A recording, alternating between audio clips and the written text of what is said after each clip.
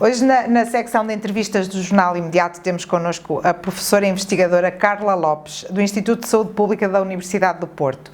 É a nossa convidada nesta entrevista de hoje porque foi recentemente nomeada para integrar o novo Comitê Executivo da Associação de Escolas de Saúde Pública da Região Europeia. Esta é uma das principais organizações europeias na área da saúde pública. Carla Lopes, como eu disse, é investigadora e professora, trabalha na área da alimentação e tem participado em alguns projetos de nutrição e dirige alguns departamentos nesta área em particular. Doutora Carla Lopes, muito obrigada pela sua presença, agradeço-lhe desde já ter aceito este nosso convite e, no fundo, queremos perceber um bocadinho aqui de que é que estamos a falar. Estamos a falar de saúde pública, é um tema dominante no país e no mundo nesta fase de pandemia. Eu sei que não é propriamente nesta saúde pública que se foca, mas na sua opinião, a saúde pública, estamos em pandemia, a saúde pública tem desempenhado bem o seu papel nesta fase? Muito boa tarde, obrigada, queria agradecer o convite e dizer que é uma honra para mim estar aqui e também falar convosco e dizer que começou logo por uma questão muito, muito difícil de responder. Difícil de responder porque é inevitável nesta situação que nos encontramos, qualquer entrevista ou qualquer conversa que possamos ter sobre saúde pública, de facto não irmos ter a situação pandémica e à questão do Covid e digamos, a toda a implicação que isto nos traz. Mas o perguntar-me se realmente a saúde pública, a estrutura, se está a dar boa resposta, tenho algumas dificuldades de lhe dar essa resposta diretamente, primeiro porque não estou diretamente naquilo que são as estruturas que trabalham em terreno e diretamente, digamos, a atender a situação e a resolver o contacto direto com quem tem infecção e os contactos em si e toda a lógica da prevenção através da identificação precoce de contactos, etc. Mas podia dizer-lhe assim de percepção global de quem naturalmente trabalha numa escola de saúde pública que dá formação e que tem contacto com os profissionais que trabalham também na área, que é com esta pandemia que nós percebemos, e neste caso não é só Portugal, na Europa acontece também, mas agora focando o caso de Portugal, que nós percebemos que temos algumas debilidades no sistema da saúde pública. Temos, na verdade, poucos profissionais, temos uma saúde pública demasiado medicalizada, não é? Muito centralizada, digamos, nos profissionais médicos de saúde pública. A saúde pública tem que ser uma saúde pública muito mais abrangente, com profissionais de diferentes áreas, e as estruturas oficiais, que são os departamentos de saúde pública integrados na rede de cuidados de saúde primários também, e por isso nos departamentos que existem nas ARS, nas administrações regionais de saúde, têm debilidades no sentido de têm dificuldades de facto de recursos humanos. Percebemos agora com a pandemia que também os colegas estão desesperados no sentido de que não conseguem atempadamente atender a todas as necessidades e digamos todas as necessidades que existem quando, por exemplo, nomeadamente no momento atual, estamos numa terceira onda pandémica e onde os números são imensos e todos nós acabamos por sentir esta dificuldade de organização e às vezes dizemos assim, quem lá está, os poucos que lá estão a fazer tudo o que podem. Eles não podem fazer mais do que fazem. Nós temos, na verdade, uma boa saúde pública no sentido de sabermos como fazer, mas os recursos em si são escassos. E na sua área de saúde pública em concreto, nesta área das doenças da nutrição, tem havido alguma alteração a este nível, nesta fase também? Ora bem, eu podia dizer que trabalho numa área da saúde pública que é muito mais ligada com as doenças crónicas, não é, ditas crónicas, e não estas doenças transmissíveis como é o caso da pandemia, da doença e da pandemia por Covid. Na verdade, as doenças crónicas, como sabemos, têm à cabeça as doenças cardiovasculares, mas também o cancro, não é? São doenças muito mais frequentes, muito mais em que nós dizemos a carga global de doença é muito mais tomada por essas doenças atualmente, em todo o mundo. mesmo em países em desenvolvimento, e também em Portugal continua a ser a primeira causa de morte, não é, as doenças crónicas.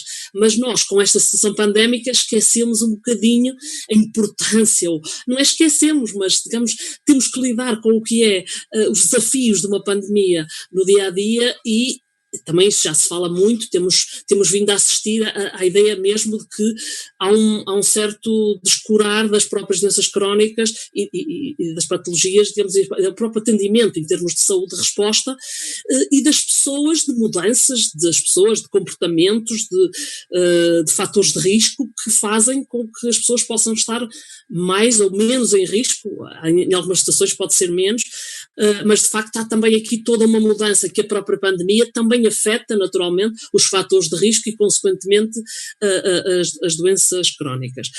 Nós não temos ainda números que nos façam dizer muito concretamente tudo o que mudou, não é? Tudo o que mudou, isso que me estava a perguntar, o que é que mudou o que é que a pandemia afetou, por exemplo, focando agora na questão dos hábitos alimentares, que são um bocadinho mais aquilo a que me dedico, e os outros fatores comportamentais, atividade física, e por isso esses fatores que são fatores pilares, não é? Dos outros fatores de risco que nós dizemos para as doenças cardiovasculares, a hipertensão, a diabetes, a obesidade, isso todos os estudos, a dislipidemia, todos os fatores que têm por base fatores comportamentais na sua gênese, digamos assim. E temos alguma ainda, digamos, informação que não é muito concreta sobre o que mudou concretamente. Mas sabemos que há uma preocupação clara, por exemplo, dos aspectos da obesidade, porque as pessoas com o confinamento, e desde o confinamento vamos dizer que já estamos quase há um ano nesta situação, não é bem de confinamento, mas de alterações, não é?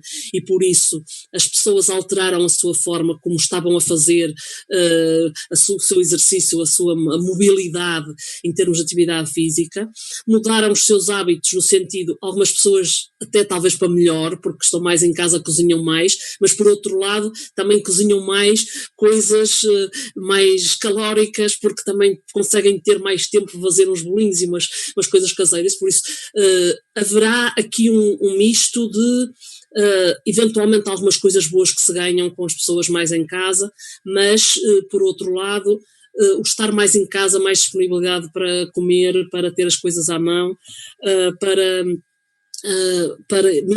mais sedentarismo, um conjunto de fatores em que as pessoas poderão estar mais propensas à obesidade e por isso esta linha que nós dizíamos que pertencíamos a um grupo de países que em princípio poderia estar já a travar um bocadinho a obesidade, como sabe é uma coisa crescente nos últimos anos, é uma verdadeira epidemia, a obesidade também não se fala, não é? Mas foi nos últimos anos uma verdadeira epidemia, não só em Portugal mas nos outros países, e aqueles países mais desenvolvidos que já estavam a conseguir travar um pouco essa evolução da obesidade à custa de mais exercício, melhores hábitos, já parecia haver algumas indicações de Portugal poderia estar a começar a estar próximo desses países, talvez a pandemia tenha vindo também estragar um bocadinho isso, mas no momento não temos dados concretos, estamos a trabalhar sobre isso para perceber de facto o impacto também da pandemia nesta evolução. E o trabalho do comitê que agora integra vai ter implicações a este nível e nesta área da saúde pública? Qual é o papel da associação e concretamente aqui desta função que agora se junta? Ora bem, a Associação de Escolas de Saúde Pública Europeias, por isso é uma associação, na verdade, os membros não são pessoas, mas são instituições, não é? São cerca de 110 instituições de mais de 43 países europeus, por isso não sou eu individualmente ou outro, são as instituições que são membros e depois, claro, as pessoas que estão a representar as suas instituições que depois estão a integrar a função.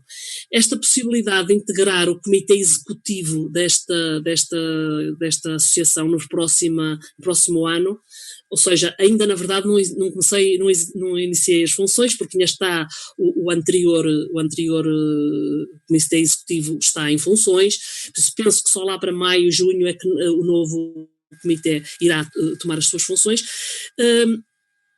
Dá seguimento àquilo que são os principais objetivos desta associação. Porque senão é uma associação muito orientada para a capacitação dos profissionais de saúde pública na Europa, em particular, apesar de que há muitas ligações com outras regiões do mundo, mas centrado na Europa. E é mesmo um pouco a lógica de como começamos esta entrevista.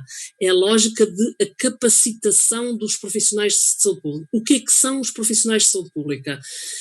Em muitos países, até há muito pouco tempo, eram só médicos, depois mais tarde um pouco enfermeiros, também com a sua especialização. Atualmente já temos na área da nutrição, e a Ordem dos Nutricionistas já tem uma especialização em nutrição e saúde pública. Começamos com outras áreas também, na farmácia, também a farmácia comunitária, também na área da psicologia, que são profissionais de saúde, também começam a ter algumas especialidades orientadas para a saúde pública. Por isso, na área dos profissionais de saúde, começam a saúde pública, certamente tem o seu lugar em todas estas áreas de profissão, mas quem está no terreno, como nós ouvimos, são sempre mais médicos e enfermeiros à cabeça, mas na Europa há uma transformação de que nem só estes profissionais de saúde que estou a falar, não é? Nem só médicos, enfermeiros, nutricionistas, psicólogos, farmacêuticos, à cabeça os profissionais de saúde, não só estes, como muitos outros profissionais que nós não consideramos profissionais de saúde, mas que têm um papel fundamental na saúde pública. Posso dar o exemplo, os estatísticos, por exemplo, a fazer previsões, e agora vê-se até com o Covid percebemos isso, a importância que é, os economistas com a ideia de como é que planeamos a economia da saúde, não é?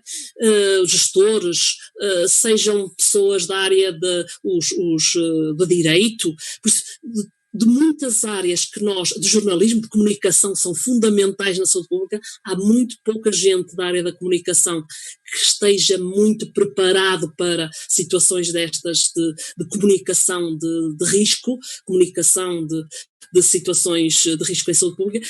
Por isso, trazer toda esta gente, capacitar pessoas na área da saúde pública é um dos pontos fundamentais desta associação, que é de escolas de saúde pública.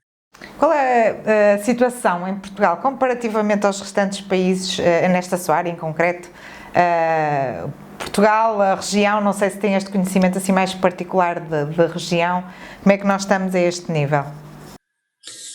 Ora bem, Portugal está bem posicionado neste sentido, tem diferentes instituições, várias instituições que pertencem a esta associação, ou seja, estamos a falar de instituições essencialmente académicas, que têm elas próprias, que lecionam e que têm cursos de formação na área da saúde pública, não é? seja no Porto, seja em Lisboa, seja em Coimbra, principalmente penso que nestas cidades, ou seja, ligada às universidades em particular e também aos institutos de investigação atualmente. E por isso são instituições que têm esta ligação às escolas, não é? No fundo são escolas de saúde pública, o que se podia dizer, escolas de saúde pública, que a associação alberga como seus membros, e Portugal está posicionado bem no sentido que tem várias instituições que pertencem a esta associação. Contudo, independentemente disso, por isso da boa posição que temos perante a associação e perante as funções da associação na Europa, nós estamos num grupo de países que eu diria um bocadinho atrasados em termos desta capacitação da saúde pública. E porquê? Atrasados neste sentido. Aquela visão que eu lhe estava a dar, um pouco medicalizados, um pouco centrados apenas nos profissionais de saúde e em particular nos médicos, nos enfermeiros e mais recentemente até nos técnicos de saúde ambiental, que também têm aparecido como alguma referência nesta função que tem na saúde pública.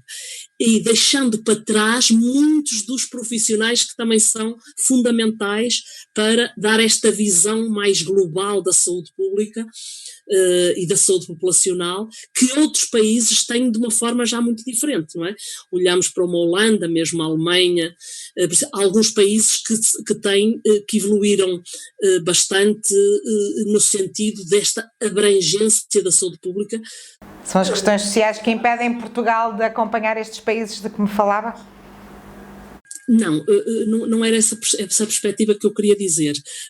A perspectiva de Portugal, digamos que estar um bocadinho atrasado, que eu queria dizer, em relação a essa capacitação de olhar para a saúde pública como uma coisa mais eclética e de integração de outras pessoas e outros profissionais, é um bocadinho por tradição. Esta forma nova de ver a saúde pública, que a Europa e alguns países europeus já têm, temos que dar um avanço para poder acompanhar um pouco mais e dar um salto. E o que é que se podia fazer para dar esse salto, na sua opinião?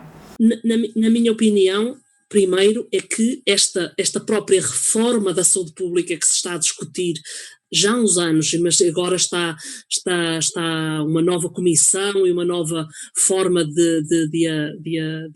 uma nova comissão que vai discutir e vai pôr em Diário da República, digamos, a organização oficial, uma reorganização dos serviços e de quem, na verdade, deve integrar os serviços, e por isso como é que deve ser a saúde pública em Portugal, tem que ter deveria ter, não é, na minha perspectiva, essa forma nova de olhar para a saúde pública, assim como alguns outros países e como esta associação em particular preconiza, pois trazendo novos conhecimentos. Quando nós temos num departamento só um tipo de profissionais, eles não conseguem articular com outros porque eles não estão lá, não é?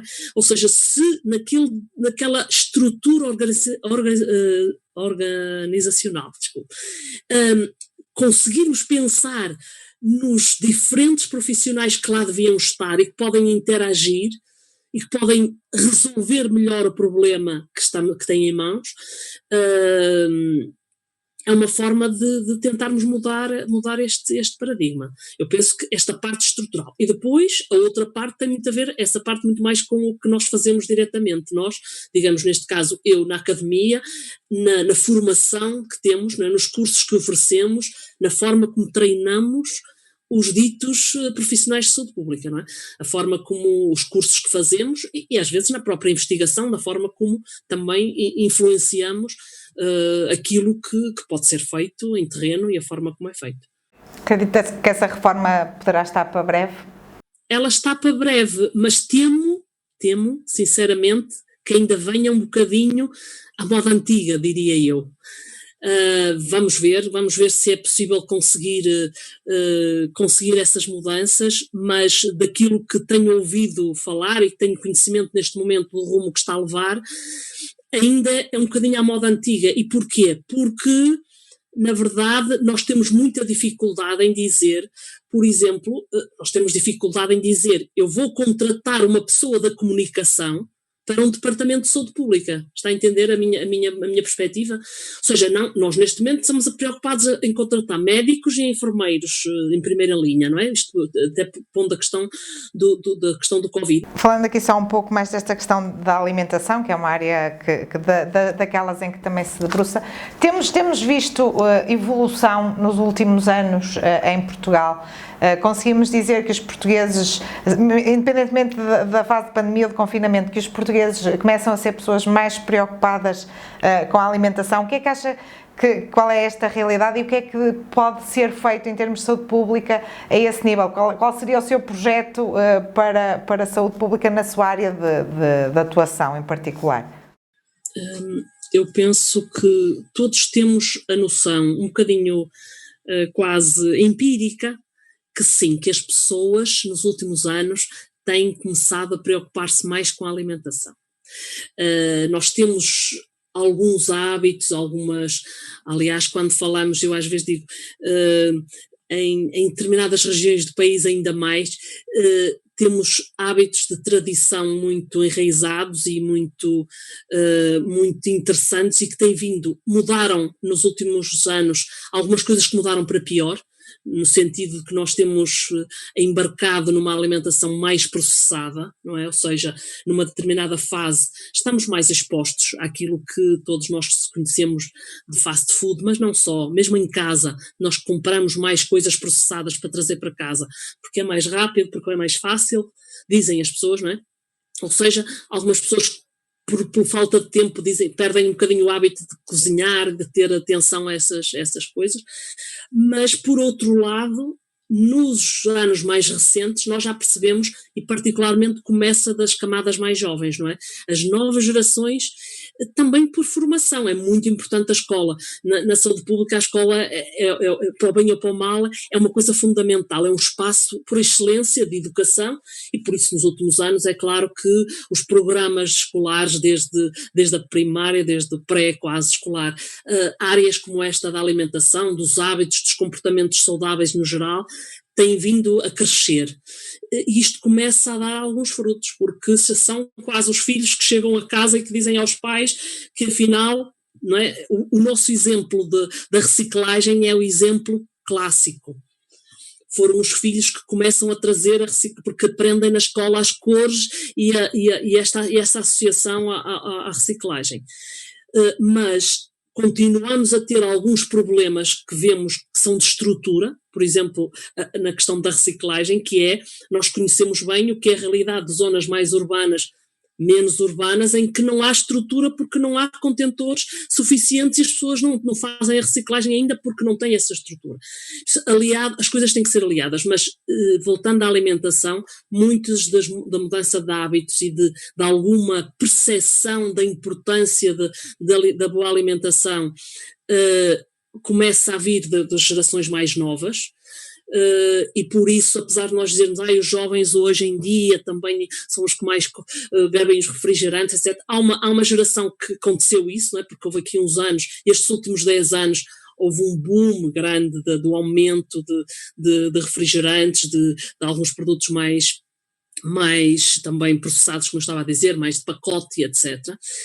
Mas começa a haver uma mudança, e começa a haver a mudança também da alimentação e também da atividade física, não é? Nós temos assistido nos últimos tempos a uma mudança aí já não só das gerações mais novas, aí já digo, desde as intermédias, as pessoas que vão mais sair, vão mais para a rua, também vão mais para os ginásios, mas vão mais também para a rua, a saída das pessoas para fazer corrida, para fazer andar a pé, para a bicicleta, algumas estruturas que se criam em termos, há cidades que têm criado muitas estruturas, há outras menos, mas mesmo em situações de terras mais pequenas, de espaços mais pequenos, vemos aí no Val de Sousa algumas dessa mudança de estrutura.